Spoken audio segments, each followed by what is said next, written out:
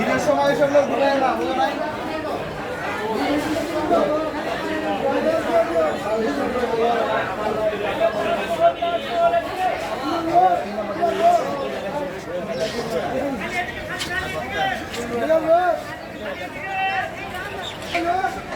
ভাই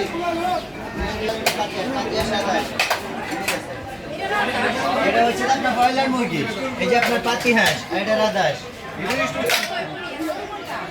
হ্যাঁ গরু হচ্ছে ছোট পিস, হ্যাঁ ওই পাশে ছোট পিস।